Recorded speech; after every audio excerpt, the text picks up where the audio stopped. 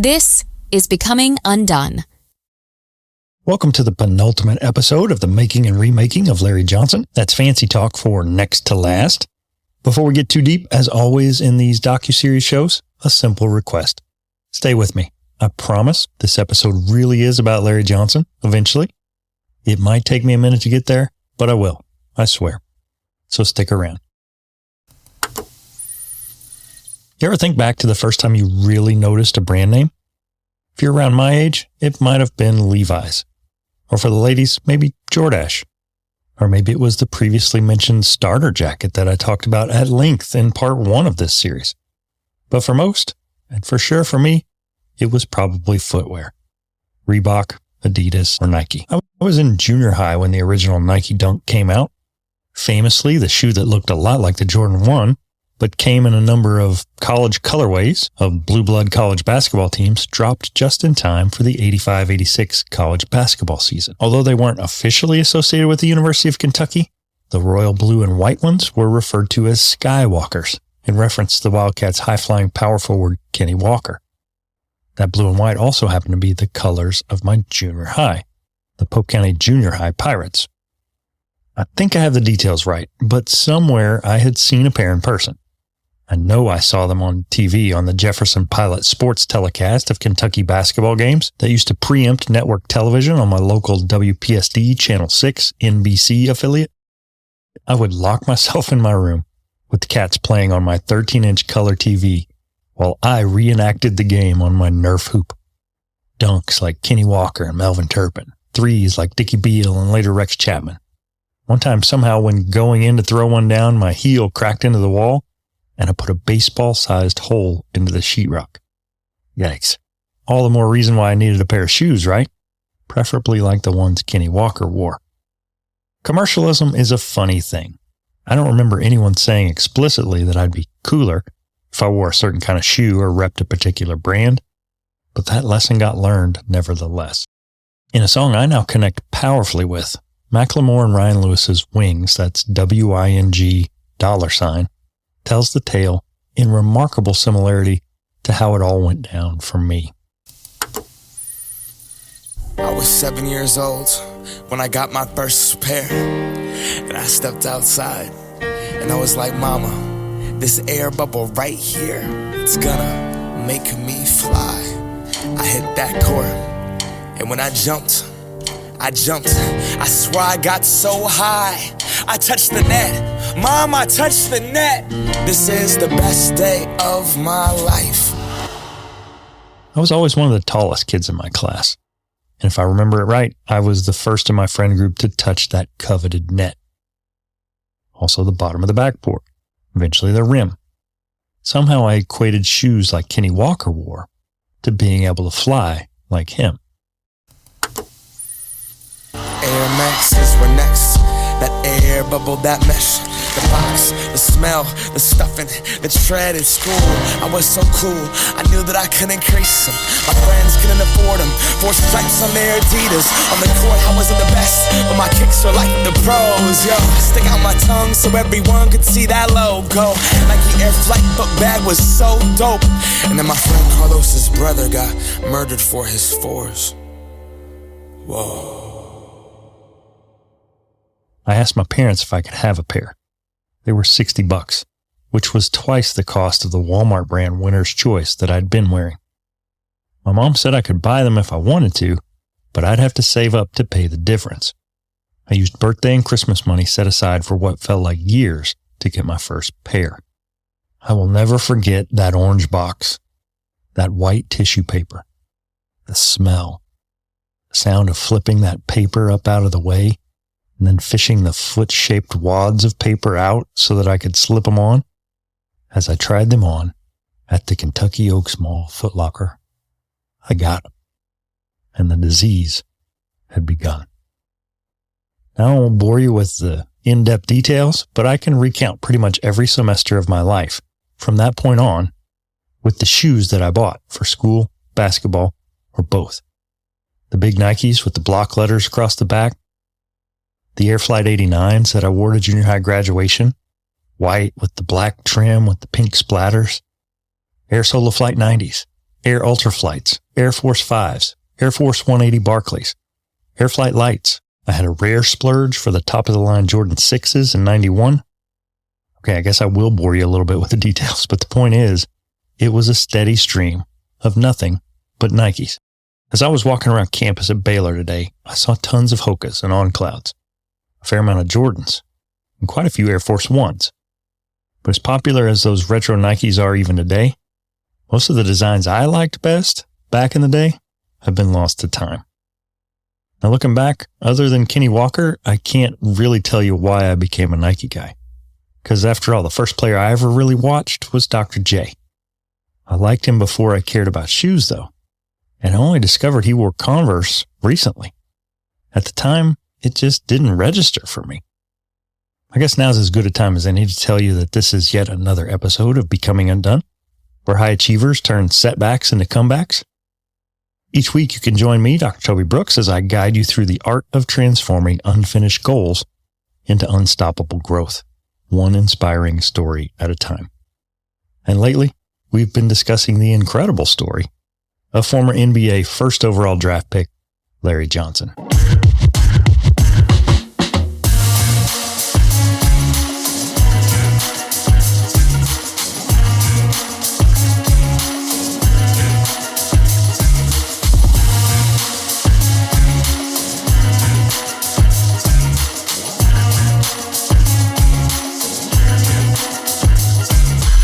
But back in my world in junior high and early high school, Kenny Walker, then Jordan, then Barkley changed everything. That swoosh meant everything to me. If I got to buy one or two back-to-school shirts, they were Spike Lee Jordan joints or flight designs. I wanted Nike practice shorts and sleeveless tees, but I settled for off-brand stuff just because I didn't have the cash. The point is, the coolest athletes on the planet for me wore Nike, and I wanted to be like them. Meanwhile, Converse had Larry Bird, dork, Magic Johnson, the hated Lakers.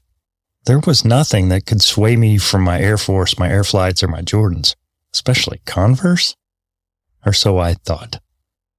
Junior year, 1992. Converse dropped their Aero Jam.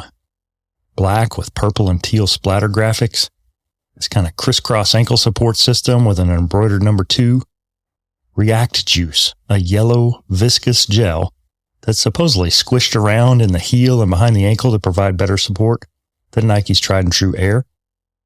Even though they didn't come close to matching my high school's maroon and white uniforms, I had to have them. I bought my first pair of non-Nikes because that's what LJ wore. And as it turns out, LJ wanted Nikes too, but apparently they didn't want him. In a 2023 article on the Basketball Network website, Larry recounted being shunned by the shoe giant. Quote, I thought I was going to be a Nike man. I sat around all summer waiting for Nike to call. When Nike finally called, they were straight up. They said they weren't going to sign me. Nike flat out told me they didn't think I would have a good pro career because of my height, 6'6", playing power forward. End quote. That's tough. LJ had been awarded Player of the Year awards in high school, twice in junior college, twice in the NCAA, 5 straight years. To think he wasn't going to be a successful pro, in hindsight, it's kind of laughable. With that Nike door shut, LJ and his team started entertaining offers from other shoe companies. When Converse came forward with a can't-miss deal featuring 2 of the NBA's biggest stars, he was all in. In that same Basketball Network article, Larry remembered, quote, Converse approached and said, we've got a great idea for a commercial. We're going to put you in a gurney, cover you up. We're going to have Magic Johnson and Larry Bird operating on you. They'll say, oh, we did it, a perfect basketball player. Then they'll say, we've got to name him. Larry Bird says, it's got to be Larry. Magic Johnson says, it's got to be Johnson.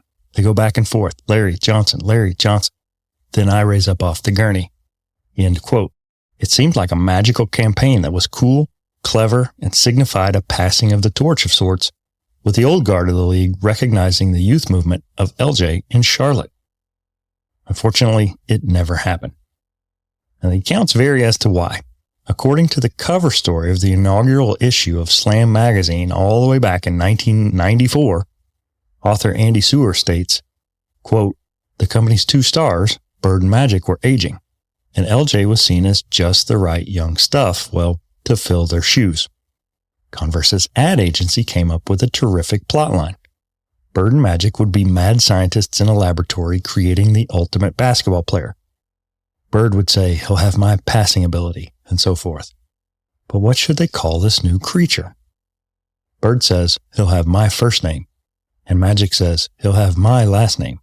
And at that point, LJ would rise up from the table. Deaf. They shot the commercial, but when Magic announced he had HIV, Converse scrapped the ad. End quote. However, later intel suggested that wasn't true at all, and the spot was never shot. Author John Tan wrote, quote, however, Grandmama said it wasn't Magic's HIV that halted it. Instead, Johnson was later told that Converse was prompted not to push through with it, as one of the NBA legends didn't want to do it. To this day, Johnson, as an LJ, still doesn't know whether it was Bird or Magic. End quote. Regardless, with the campaign dead in the water, the marketing team had to regroup, and fast. Converse had already sunk $1 million into the campaign, which LJ had spent to buy his mother Dortha a new house. And had he still had that money, he's been quoted as saying he might have given it back when Converse approached him with their replacement idea. Touting their new Aeroglide sneakers as being, quote, so light and fast my grandmama could whoop you in them, end quote, the now legendary campaign with the yoked power forward in a dress and a granny hat and glasses was born. Grandmama was everywhere, with Converse dropping a dozen or so commercials over the years, including cameos by other Converse athletes like Kevin Johnson, Bill Laimbeer, and others. It's been reported that LJ's mother Dortha was initially taken aback by how much Grandmama looked like his actual late grandmother. He became a pop culture icon, eventually appearing on the hit show Family Matters with Steve Urkel. The Department of Parks and Recreation of our fine, windy city is sponsoring a 2-on-2 basketball tournament. What do you get if you win? Season tickets to the Chicago Bulls. Tough break. We win. Steve and this jerk should play for the final point. What about me? I'm not hurt. You could be.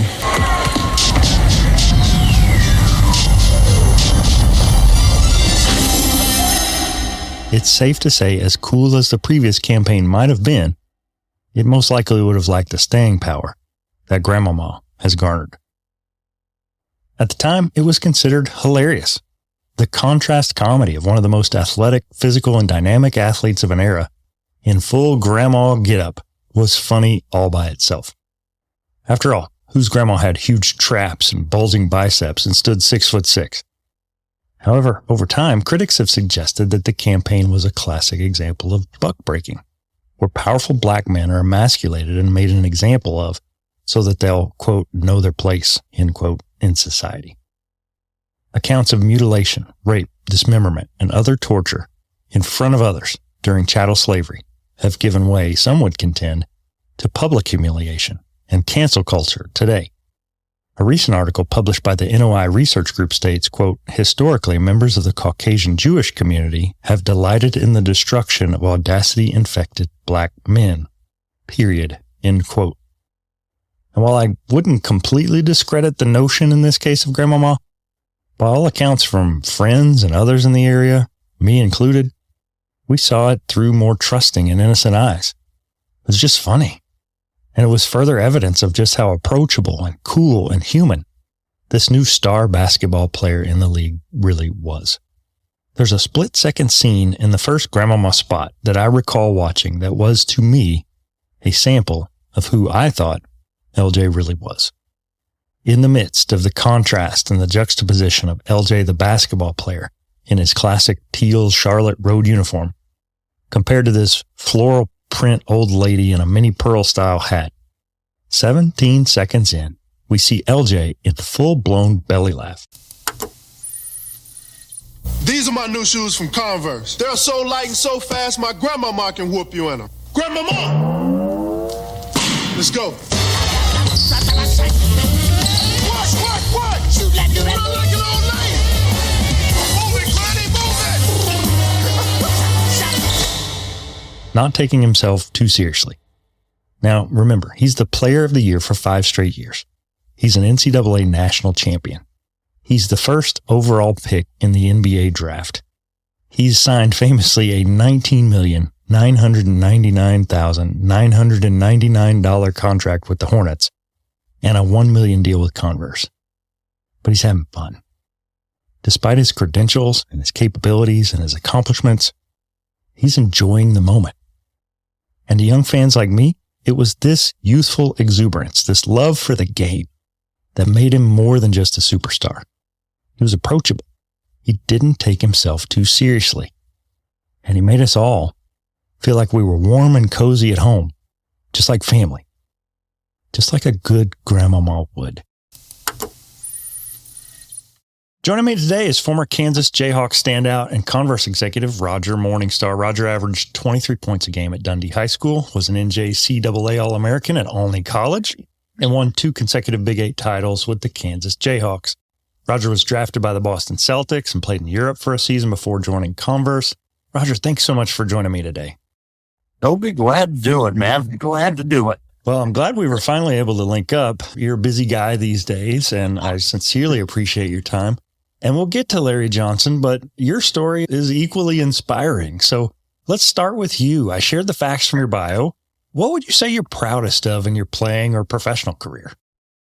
Probably of all the ongoing relationships that, that were a product of being involved in basketball. When I look back on a lot of years playing a sport and then being involved with Converse, staying in the business, so to speak. And so that's probably the biggest deal. I wasn't a very good player. I had a lot of good teammates, and I was really, really lucky to be on good teams, except for maybe high school. We had a terrible high school team, but junior college gave me new life, and then Kansas was awesome, and that's probably the biggest deal. There's still just a ton of people that I talk to, and one is Larry. I don't talk to him very often, but 30 years after we last did any business, I'll get a call from him every once in a while and still stay up with his agent, George Bass, and that stuff's all very memorable to me. It's good memories. At my age, it's nice, look back and have those things. Yeah, that's tremendous. I know when you're in the midst of,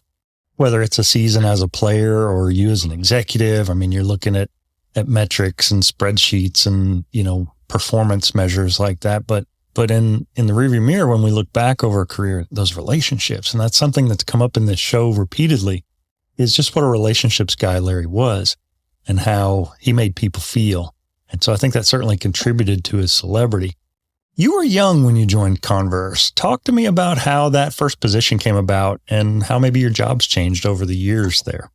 Yeah, we were lucky to at the University of Kansas, I think my junior year, we were lucky enough to play in the Final Four. And it was back when you played 2 games in the Final Four and lost a pretty tough game to Marquette and then got beat by UCLA in the consolation game. And so when I got the playing bug, then the next year, we had another good year, won the Big 8, went to the NCAA tournament again, didn't quite fare as well. And then, I had an opportunity to try and play in the league via a late draft choice. They had a lot of draft picks back in the day. Now they only have 2 rounds, and they had, 6 or 8, something like that back in the day, maybe more than that. And, anyway, had an opportunity to go to the, Celtics training camp and tour Europe with some of their veterans and a couple of their other rookies. And when I came back, I had an opportunity to play in the Netherlands, Holland, and Rotterdam for a year. And my wife and I had just got married, and we jumped on a plane and went over there for a season and had a grand old time. And I came back and we played all over Europe in the Europe Cup. And, we played all over the place, played, 60 or 70 games. It was a lot of fun. Yeah. I came back and was going to be the graduate assistant of Coach Owens, Ted Owens, who is still with us at 95 years old and doing well, living in Tulsa, Oklahoma. And again, one of those relationships that, I've stayed with over the years. But Anyway, was going to be a graduate assistant there. And there was a former player at Kansas who I had known. He was about 10 years older than me, but we always played a lot. Everybody hung around Lawrence in the off season, and we always played a lot of pickup, worked out together with some of the old guys and some of the, the new guys that were coming in, that kind of thing. And a guy named Riney Lockman, who had played a few years in the original ABA, like the first year of 66 or 67, something like that. But he was now working for Converse, and I got to know Riney a little bit, and he never said much. But when I came back from Europe and kind of settled into Lawrence, thinking I was going to go into coaching, Coach Owens called me in and said, "Hey, there's an opportunity to go to work for Converse if you think you might want to do that." And so, God, I listened to him, and I got offered a job for $12,500, which was 1976, which was more money than I thought they printed at the time.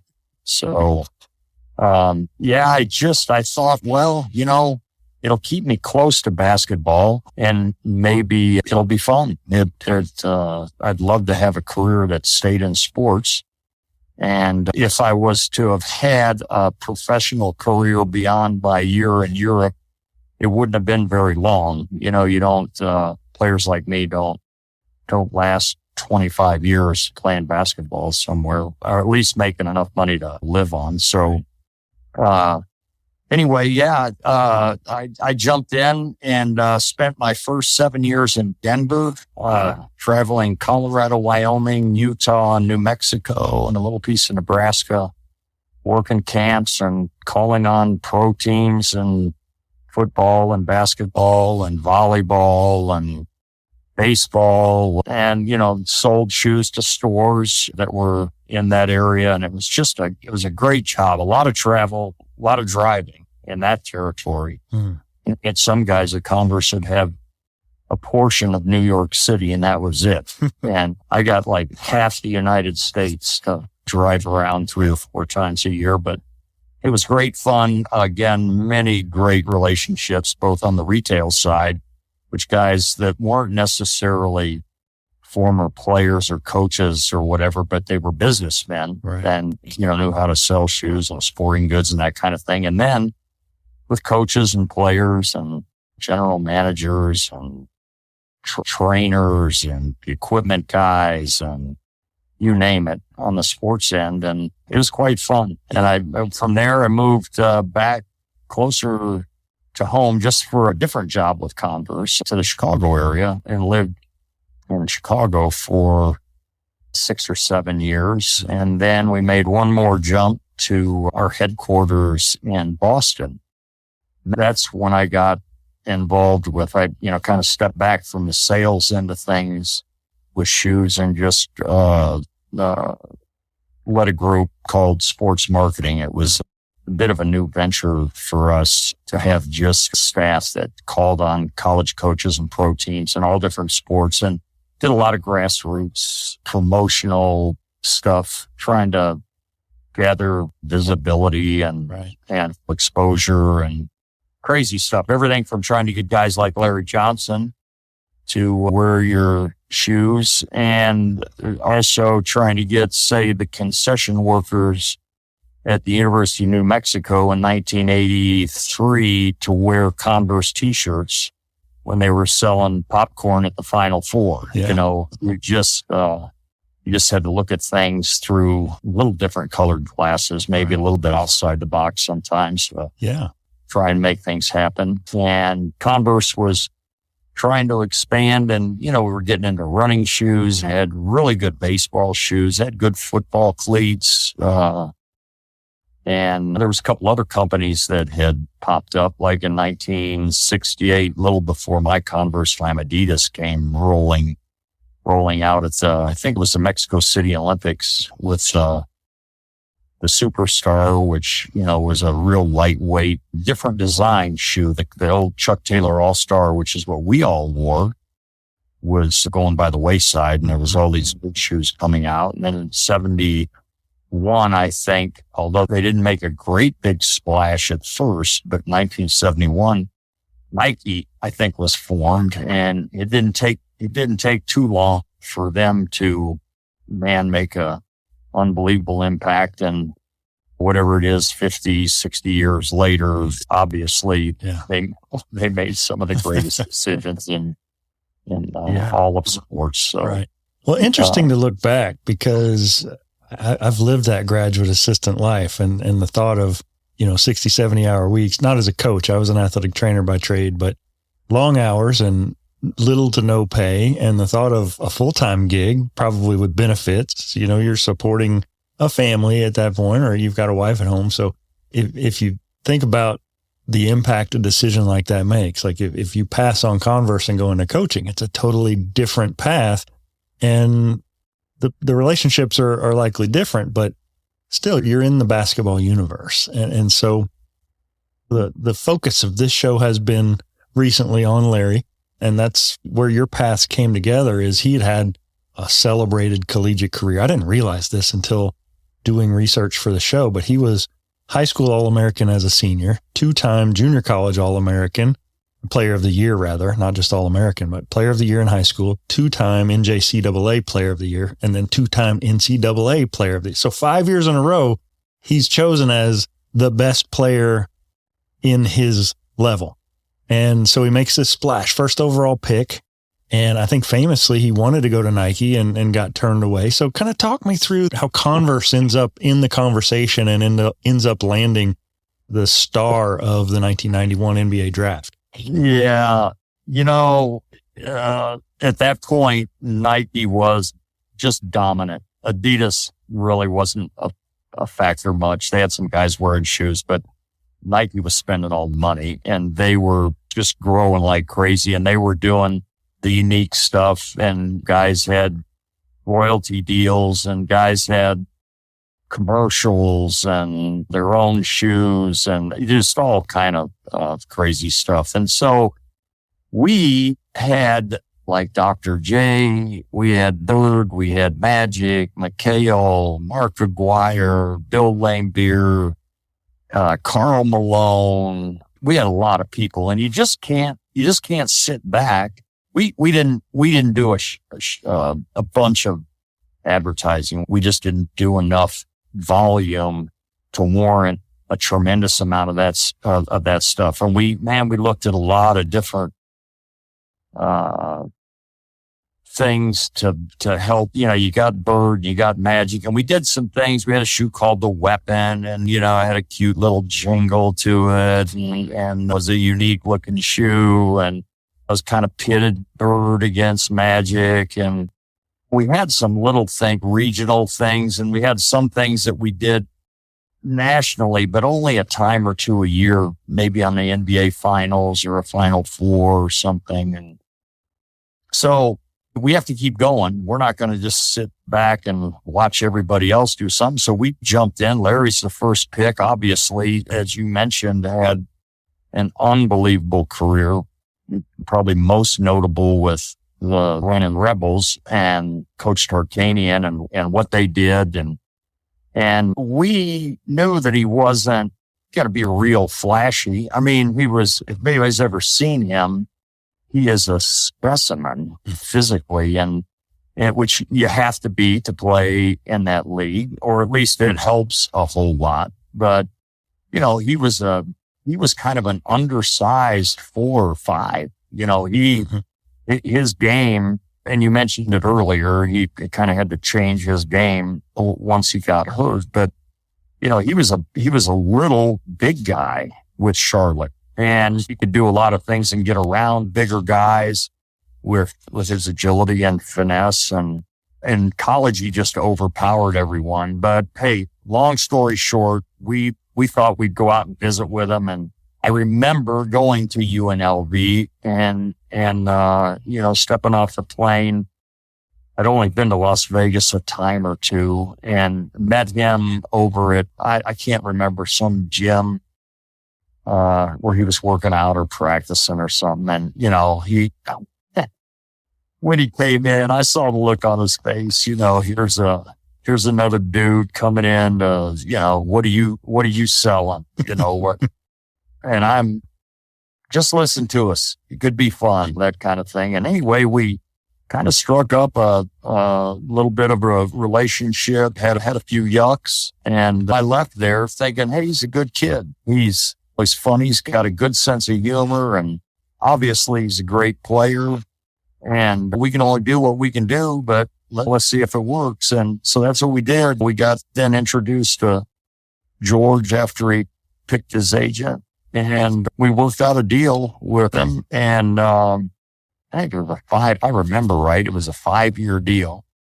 And it was good all around. I think it was good for him because nobody else was really banging on his door. That was probably why we got a chance to get him. But that being said, we also had just a great relationship. That first 4 or 5 years was just a lot of fun. Yeah. And he was all in, everything we wanted to do.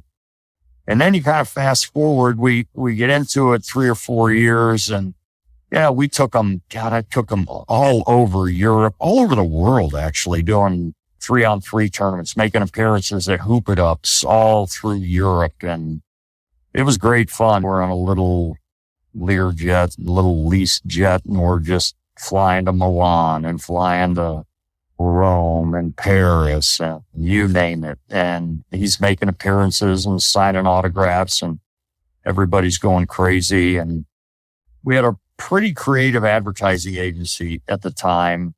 I think it was Ingalls Johnson or something like that. They're probably long gone or been absorbed by somebody, but they had a couple of creative guys that were really good. And they came up with this Grandmama thing, and they came in. I remember them coming into my office saying, hey, we got a concept.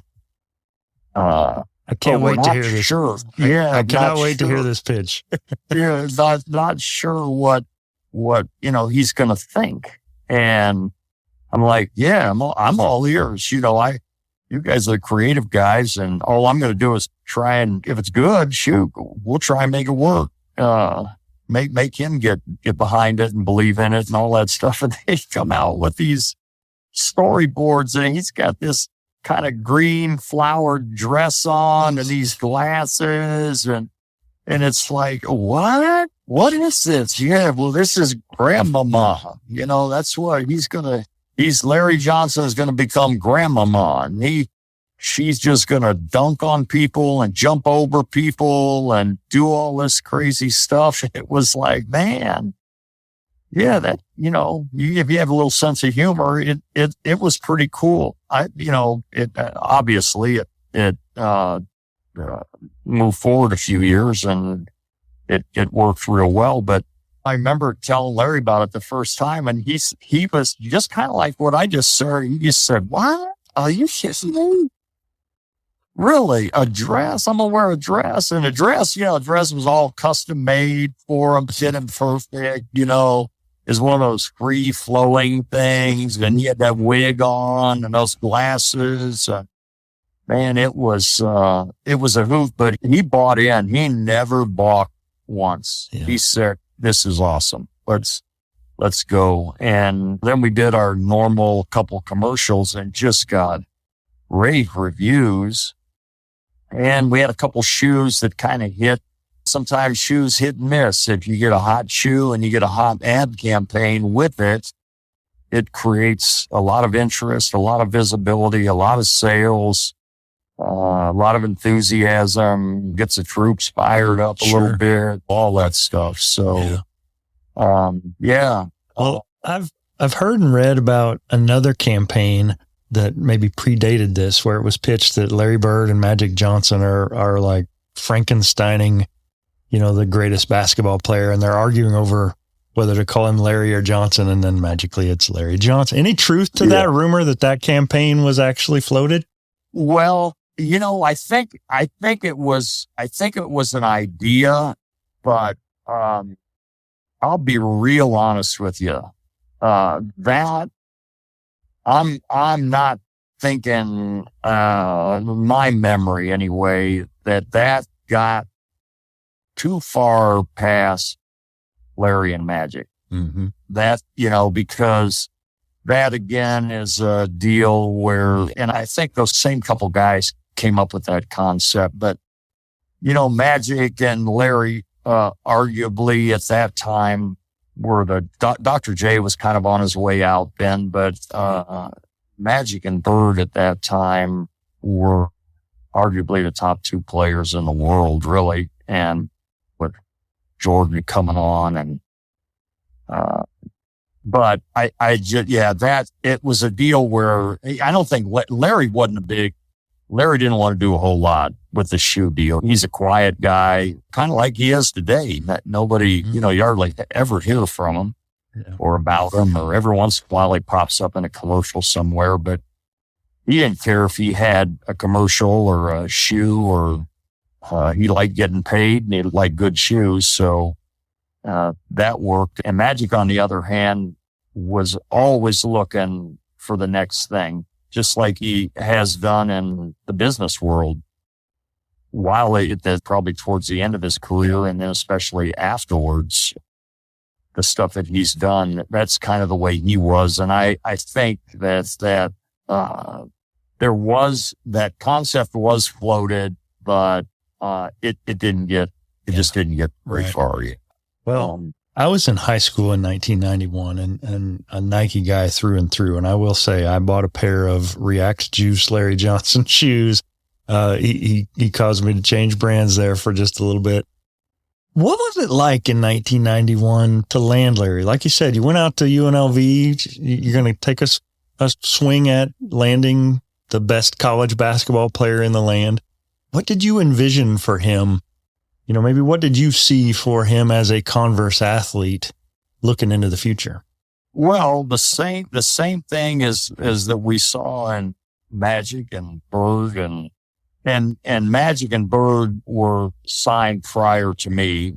I was involved in re-signing them down the road when I got to Boston, but they were well into their career at that point. So I don't want to try and take any credit for bringing them into the fold, but we had a really nice stable of players, and sometimes that's not a bad strategy. You pull a lot of guys together. Sometimes they work, sometimes they don't. But in the meantime, you have a nice stable of guys that you hope get along, that you hope all are looking out for your company and the shoes that you're trying to sell.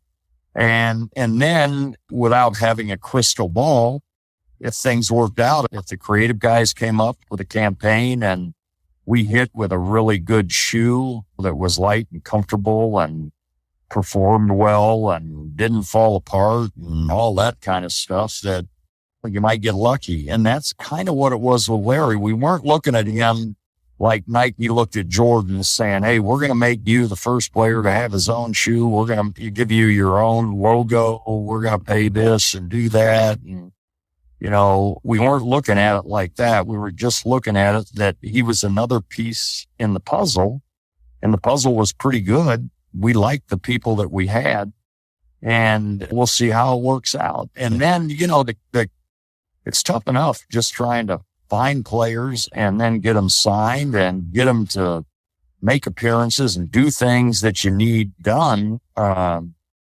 And so the creative guys come up with the ideas, the ad agency guys. And it was one of those things where, his personality and his demeanor and was the right match for, a crazy idea of making him a grandmama. And then it just, I'd like to say, oh yeah, we went and signed them because I had in the back of my head that we were going to do this grandmama thing. But that wasn't it, man. We were putting another piece in the puzzle. Yeah. We had some budget money and we were going to take a guy who we thought was good. We liked.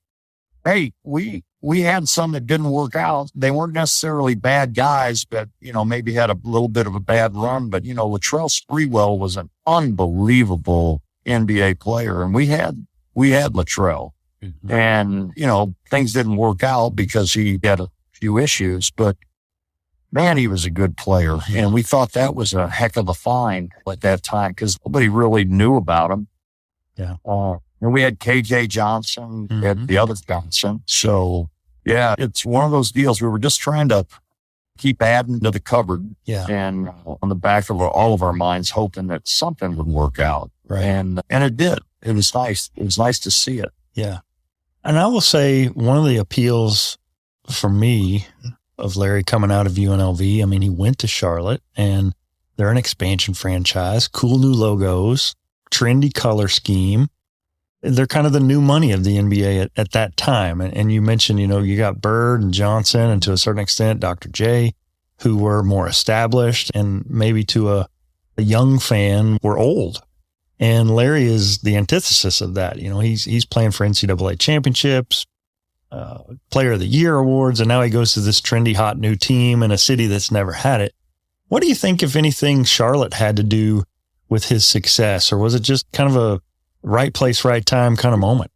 Yeah, I just think that it came into the NBA when it was making giant strides. If you go back to my childhood in the 60s, there was 4, 6, or maybe 8 NBA teams, and you got one game a week, and there was often a fight during the game, and it was just that's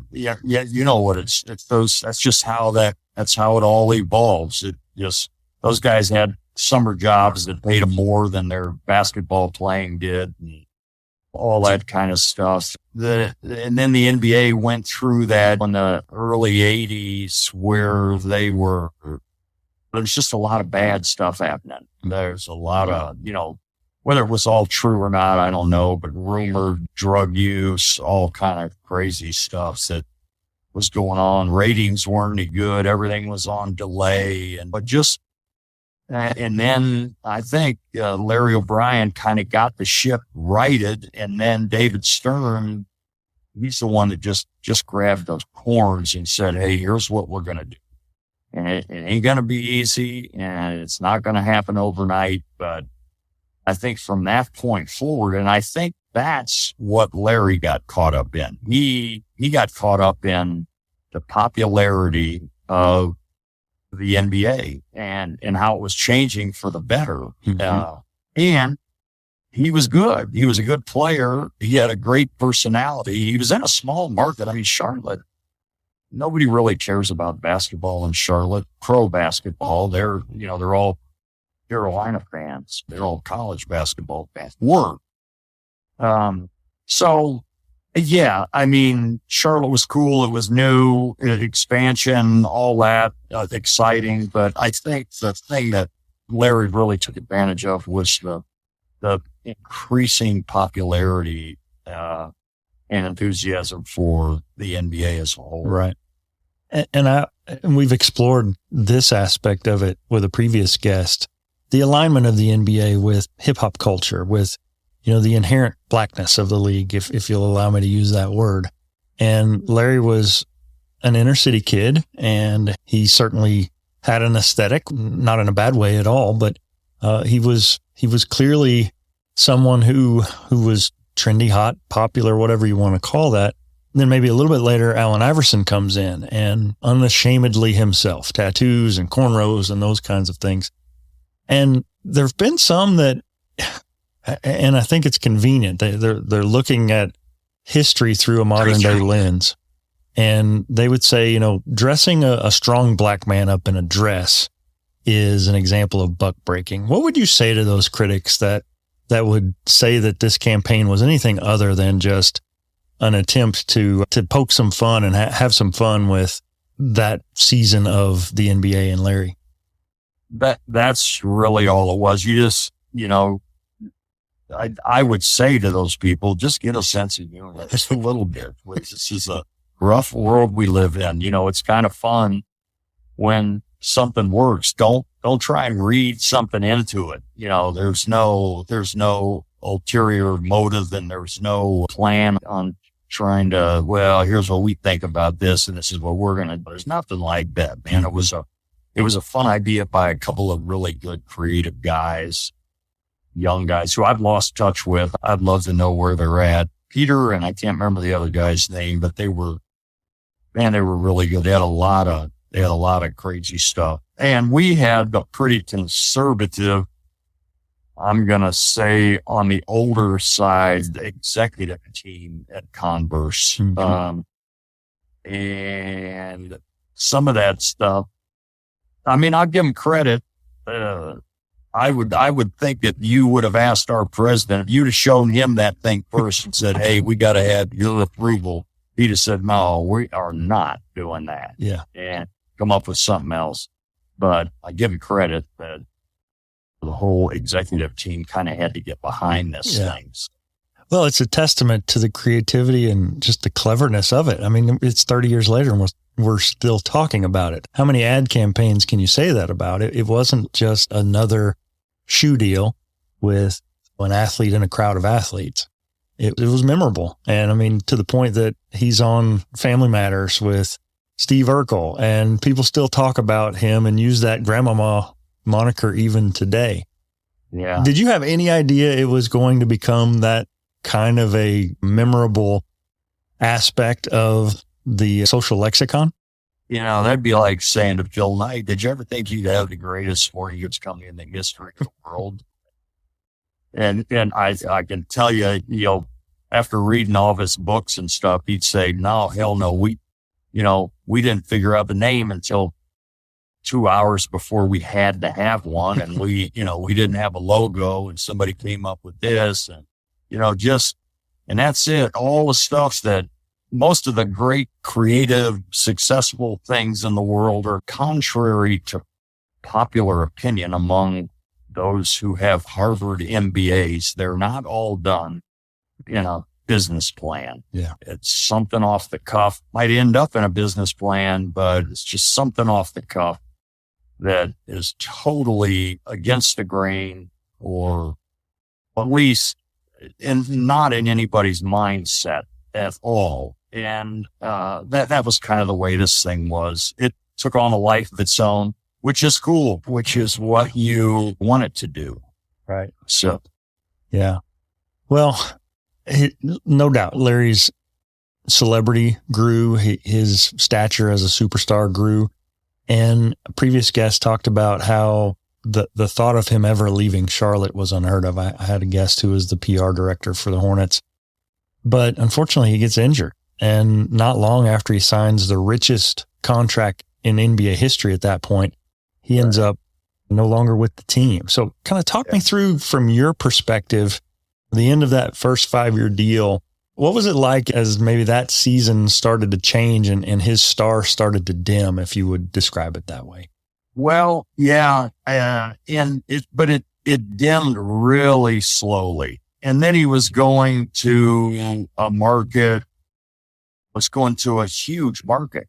Everybody wants somebody in New York. So we knew you had this feeling, it was a bad feeling at the time, but you just had this feeling that this wasn't going to end real well. It wasn't going to end with him being carried off on somebody's shoulders and going into the Grandmama parade and doing all that stuff.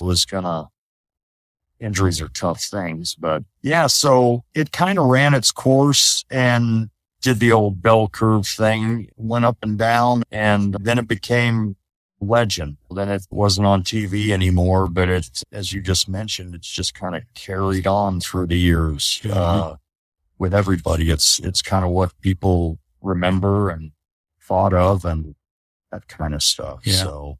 Well, I love that you use that word, because that's what I want to close with. What do you remember most about your time working with Larry Johnson?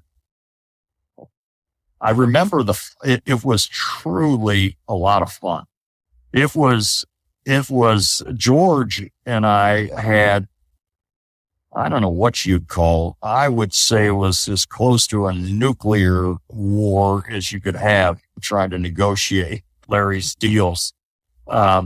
Which was also a lot of fun, because we're still friends today. So it's all business. But Larry was it was a good bargain for us. It was a good deal for him. It was one of those deals where we got somebody without paying him a ton of money. Now, he ended up making a ton of money, And he made good money, believe me, in the shoe business, but he wasn't making Michael Jordan money or anything like that in those days, or Bird or Magic. But, he got really close to that, and he created a persona that will last him his lifetime. Right. And that doesn't happen to many guys. Yeah. And you just there's a lot of people that weren't really basketball fans that remember Grandmama just because it was this crazy idea. But man, he's a good guy. We did a lot of traveling, and he was always cooperative. He was a professional. We had our words at times and that kind of thing. But overall, it was a great relationship, and he was really, really good to work with. And, I'm happy for him. I have a daughter who works for the Knicks now, and she sees Larry, quite often, and I quite often get a call, in the, 10:30 at night somewhere. And she goes, "Dad, LJ wants to say hi. I just ran into him at Boardwalk," so, one of those deals. But, he was really good. He's deserved everything he's gotten, and he was really good for Converse. It was a nice shot in the arm for us, and we're really proud of, speaking of old Converse guys, really proud of the way that whole thing worked out. Yeah. Well, Roger, thank you so much for your time. I sincerely appreciate it. And you're welcome back anytime. I'd love to dig deeper into your story. And I know you've got some good ones there, traveling internationally and your time since working with the Jayhawk basketball squad. So thanks again. No, Toby, pleasure, man. Glad to have talked to you, and thank you so much. Yeah. I am Roger Morningstar, and I am undone. For Roger, it's been an incredible career working with some of the biggest names in the game, including Larry Johnson. I'm thankful to Roger for dropping in, and I hope you enjoyed our conversation. For more info on today's episode, be sure to check it out on the web. Simply go to undonepodcast.com/EP99 to see the notes, links, and images related to today's guest, Roger Morningstar.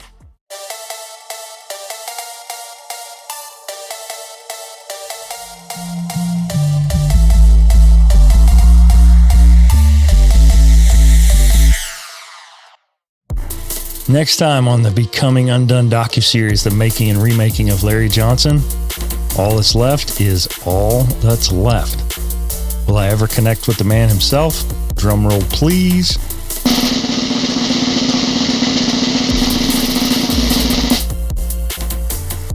I can say with certainty that I at least have an appointment for an interview with the one and only LJ next week. So come back, give it a listen. From the mailbag this week, I was thrilled to receive an email from my good friend Carolyn Rush, who responded to this week's newsletter with this message that I've excerpted for you. Quote, "In a society filled with self-gratification, I often find myself empty on the inside. A person needs a sense of belonging." End quote. She goes on to share details about how she's feeding her soul through exercise, time, and nature. And I'm super thankful to Carolyn for connecting and sharing, and I hope you'll do the same. I'd love the honor of hopefully encouraging and connecting with you. Once again this week, I am personally inviting you, the listener who made it this far, my loyal friend, my fellow high achiever, you. I want you to sign up for my free email newsletter, which goes out every Sunday. Go to undonepodcast.ck.page, that's P-A-G-E, and sign up. It's totally free, and it's something that I hope will bring you value as you become part of the Undone community. And if you message me, I promise to message you back. Who knows, I might even read it for others to enjoy on an upcoming episode. Speaking of episodes, you can check for new ones on the new YouTube channel for the show, where you can find interviews and clips from recent episodes. Go to youtube.com/@Undone Podcast and check it out. Lord willing, I'll meet you again next Thursday.